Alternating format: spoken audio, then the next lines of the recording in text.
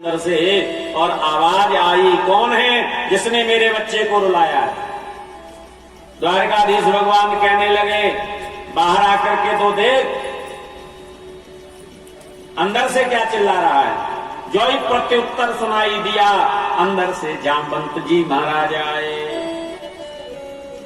जामवंत जी महाराज का और द्वारकाधीश भगवान का यहां पर युद्ध होने लगा। द्वंद्व युद्धम सुतमुलमुभयोर विजगीषतो आयुधामस्मुद्रुमे दौर्भिकृत्यार्थे सेनयोरिव।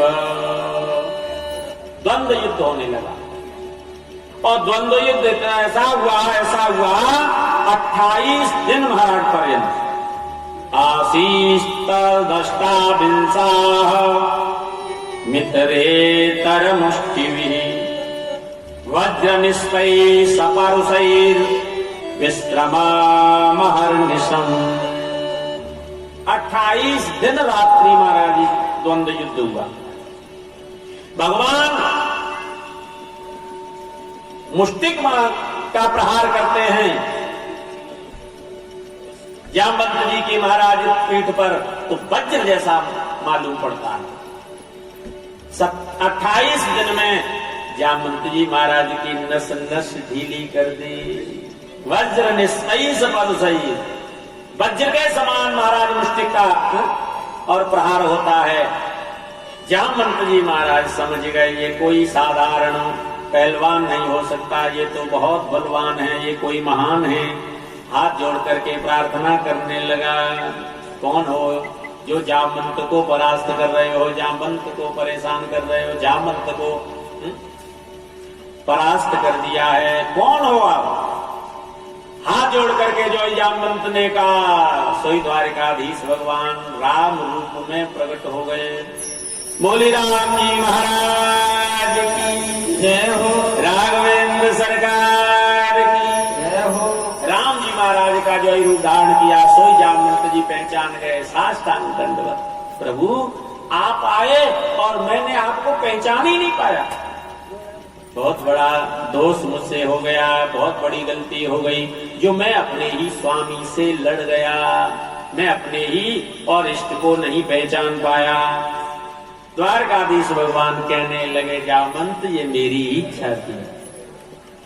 जब त्रेता में रामावतार भगवान ने धारण किया था, तो रामावतार में राम जी महाराज की सेना के प्रमुख सेनापति थे जामवंत जी महाराज। त्रेता युग, और त्रेता युग में भी सबसे महाराज वृद्ध थे, सबसे बूढ़े थे। जामवंत मंत्री अति बूढ़ा, उस समय महाराज बहुत आयु थी, और आज द्वापर में भी जामवंत जी महाराज है। इसका मतलब जामवंत जी महाराज की बहुत बड़ी आयु है।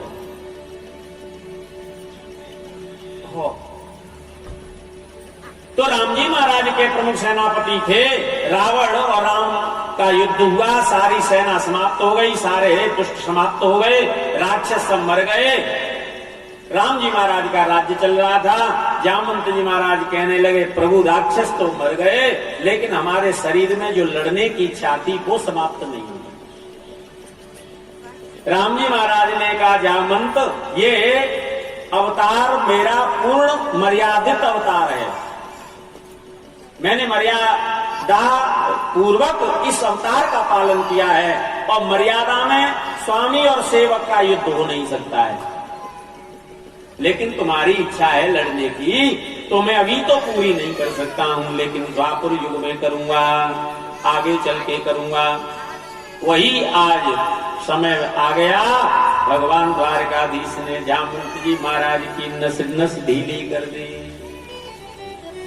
जामवंत जी हाथ जोड़ के स्तुति करने लगे, प्रभु गलती हो गई, मुझे क्षमा कर दो।